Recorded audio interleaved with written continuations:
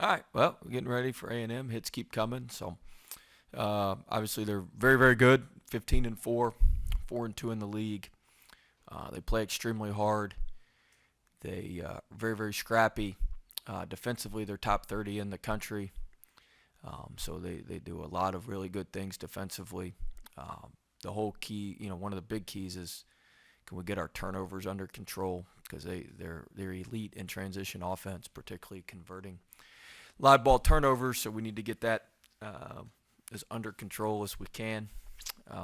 That's a huge point of emphasis for us. So they're extremely talented. They've got really good mixture of guys who have been in the program a while, like Gordon and Quentin Jackson. They've got some really high-level transfers with Henry Coleman, who came from Duke, Marcus Williams, who was at Wyoming, and the Mountain West freshman of the year.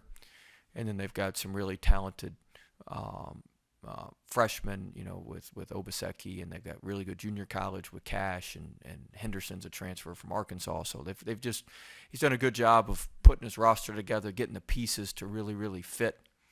And, they play extremely hard, and it's going to be tough sledding all night on both ends of the court for us. Yeah, you kind of mentioned their depth, but offensively, basically five in double figures. How would you describe their offense and what they do well? Well, the first part of their offense is they're tremendous in transition. We've got to be able to get back in transition. And then they do a great job of attacking the rim. They shoot a ton of shots at the rim. They shoot it well from three, but they don't take a ton of them.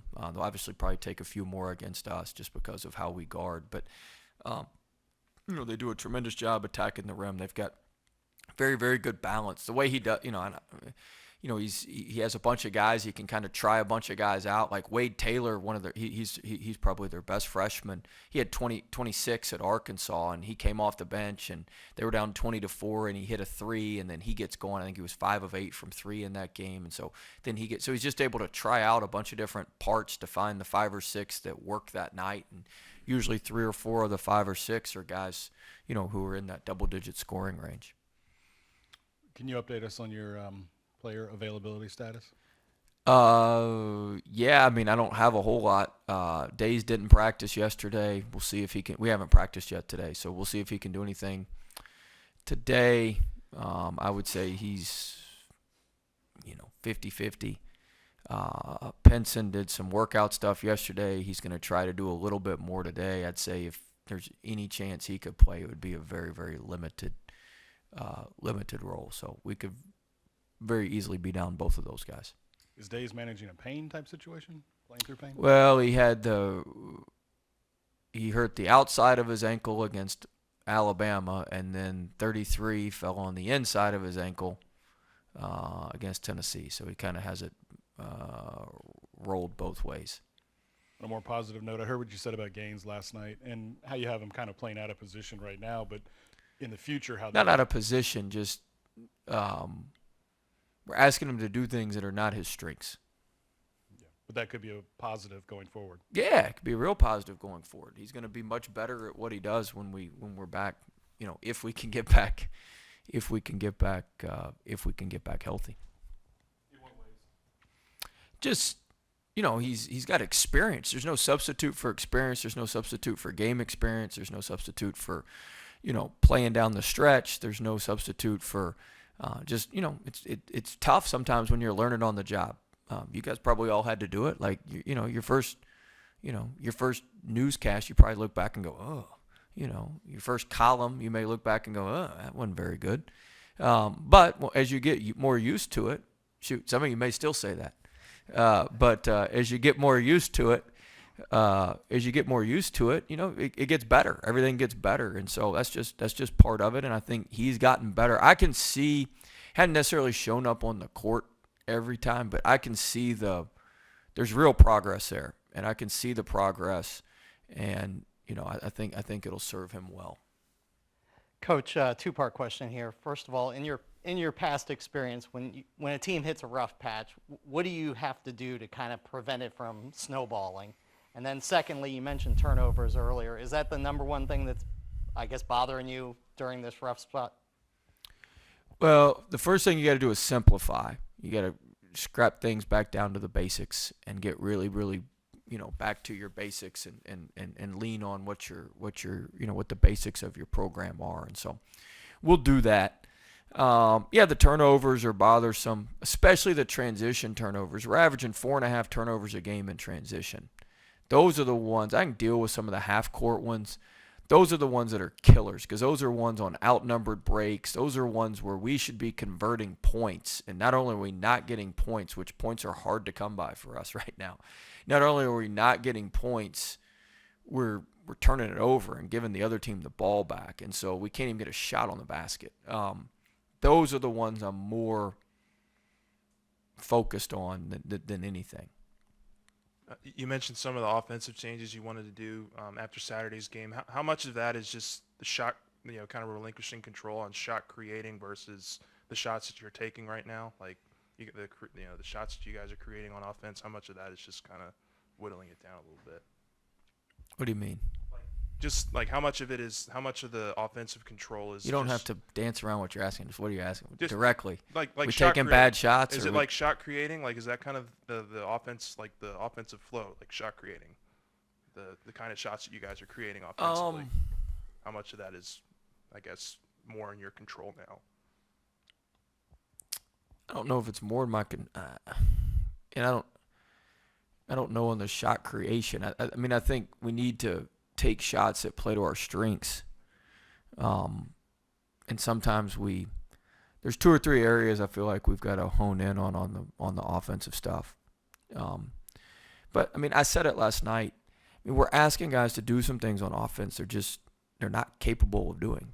You know what I'm saying? It's a challenge. And so we've got to reshape, and we changed some things this week. We had some time yesterday to get some things changed. We were able to change a few things, and we've got to play to our strengths, right now. We were built as a team to have a combination of athleticism and skill, and our skill's pretty much gone, and now we've got a bunch of athletes, and that's why we look like we look on offense. And so you need to have a combination of the two, and that's kind of how we were built, and we don't have that right now. And so we're just kind of rolling out there with what we got, and we've got to play to our strengths a little bit more, whether it be with the shots or however it may be. We definitely need to play to our strengths more.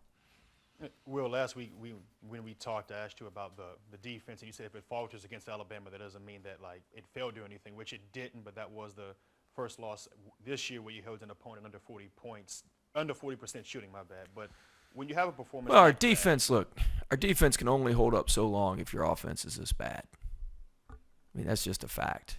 You can only the dam can only hold so much water before the water busts over, right? And so we've got, and to me, it's not that we're not scoring. It's that we're not getting enough shots on the basket. We're not out shooting people at the rate we need to with the percentages we shoot it. If you don't make shots, that's fine. Just go fetch it off the backboard. And so, we've got to help our defense out a little bit. Now, we played terribly defensively Saturday. That was our worst defensive game of the year at Tennessee. That was the first time all year we've given up 1 point of possession. We gave up right at 1 point of possession to Tennessee. That was the first time all year we've done that. And so, but our offense, I mean, we scored 50, a whopping 50, but we really scored 45. I mean, we hit a 3 and a layup in the last minute when nobody cared, right? Everybody turned the TV off by then. So, we've got to help our defense out a little bit more. And just with the injuries and the losses and officiating controversy, just where does this last week rank as far as Officiating controversy, what was that? That's a nice way of saying what you can't say. But with the way the last week has gone, where does this rank as far as difficulties you've had to coach through? Oh, shoot. We'll be all right. I mean, it's not. I don't look at it as difficulty. I look at it as opportunity. We got opportunity to get better. We're going to be really good when we get everybody back and rolling. Hopefully it's sooner rather than later. Before Penson went down, our best game of the year was that Tennessee game. We scored 79 points on the second best defense in the country to ours. Like, we were moving. and we were moving in the right direction. And it's not like when we get these guys back, we're just automatically going to flip a switch and be right back where we were. It's going to take some time to build back to where we need to be. But I look at this as a great opportunity for us to get better. And I told you guys a couple weeks ago, like, we're built on a solid foundation. Like, we're fine. Nobody's panicking. Nobody's pointing fingers. Like, we're fine. Everybody's fine. Our program's fine. Our guys are good, and we're gonna dig our way out of it. I told him yesterday, the best views come from the roughest climbs. It's just the way it is. So we've got to keep climbing. We're gonna keep falling down a little bit. We got to keep climbing, and we'll like where we're at the end. You're in a little bit of a pinch, I guess. Could you kind of just elaborate how being limited on numbers or playing the numbers games limits you to how physical you can be? Obviously, Tennessee was very physical with you, but then also the extra effort required to go to the offensive glass and do what you are talking about doing. Yeah, we're just like, that's what I was talking about with Gaines last night. I think you were listening. We appreciate you listening. You may have been the only one. Like, Gaines is built for speed. Well, he can't play at the speed that we need him to play at for 35 minutes. He could do that for 18 to 20 minutes, which is what we want him to do. When we're playing him an extended amount of time, he's got to change speeds. It's a totally different ball game. Being a change of pace guard versus, it's like being a middle reliever versus a closer. Or a starter. It's just very, very different. And they're all pitchers, just like they're all point guards, but they're very, very different in how they all go about it. Be like asking a middle reliever to start and go 9 innings. I mean, that's hard to do. That's not what they're trained to do. But I think, like I said, I think he's getting better, and I think he's learning. I think he's learning more. But yeah, I wouldn't look at it as we're in a pinch. We just can't do exactly what we've been working on all the time, all year, and so we just need some time to flip it. And yesterday we had a little bit of time to flip some of our stuff philosophically until we can get everybody back. And there's only like I said, we got to simplify. There's only 2 or 3 things we could flip. There's about 20 things I'd like to change that would help tweak a lot of stuff for us. But we fixed 2 or 3 things, and hopefully that'll be enough to get us through the week, and then we'll see where we're at the end of the week, and we'll put some duct tape on the next holes that that open up at the end of the week. Coach, last night you said that A&M likes to trap the ball screens. So Yep. Given the fact that you don't really have a traditional ball handler with Pincinot, is that a concern for you? Oh yeah, big concern. They like to trap the ball screens with the 5-man. They trap the post. No, that's a big concern, and something we're going to need to work on and work through, because when they trap, that leads to live ball turnovers, which leads to easy layups for them, and that's the last thing we need to be doing, is giving up easy baskets with the state of our offense right now. Yeah. Knowing that your offense basically is based off of turnovers and transition. That's what you like to do, and put up more shots on the team. How do you get your team to be quick but not hurry? Well, that's a big adjustment we've had to make. I think that's part of our problem with the transition turnovers, is transitioning from helter-skelter on offense to having some poise on defense, to having some poise on offense. We don't play with the poise that we need to on offense. We don't play with the pace or precision that we need to. You don't need any of that stuff really defensively. You don't have to have great precision defensively. If you just fly around, good things typically happen. You don't have to have great poise defensively. You can just be helter-skelter. But you've got to be able to transition from that to playing with some poise, playing with some pace, and playing with some precision. And we've struggled. X is very good at that, but we've struggled with some of the other aspects of that. Assuming Pinson and Days can't start, what do you think your lineup's going to look like tomorrow? Hell, I don't know. Well, what about Eason specifically? What? Eason specifically. Well, of course he would start. Yeah. I mean, who else would I start? I don't know. You got any other ideas that I don't know of? No. I mean, I don't know who else we would start. But yeah, of course he would. Days seems something like. Were you surprised that Days was able to play last game, and could you be surprised tomorrow? Yes, I was surprised he was able to play against Tennessee. I was even more surprised he came back in after he hurt his ankle. Could he play tomorrow? Yes. I would suppose. I mean, I haven't said no on either of them, but do I think it's unbelievably likely? No. I mean, he didn't practice yesterday. I just left him. Kent just saw him. He's sitting in the training room right now. I mean, he was in here at 7:45 this morning. We were in there. I was in there talking. I mean, he's going to try. He's going to try, but I mean, look, we gotta. Whoever we got, we just got to play. I mean, we can't worry about that. Everybody's got injuries. Everybody's got issues. We've probably had a few more than we've had, in a while. But whoever we got to get ready to go. And that's the philosophy I've got, and I'm not going to worry about. I can't worry about who we don't have available. I got to coach the guys we got available and get them to play to their strengths and play to our strengths as a group with the group we got and try to win a game. Coach, with the team in the whole like they are, and the players making strengths out of weaknesses, how will this provide a spark for LSU that they've been needing in the postseason? Well, we'll see. I mean, we've got to continue to get better. Got to continue to plug our gaps and plug our holes and fill our holes and do a better job.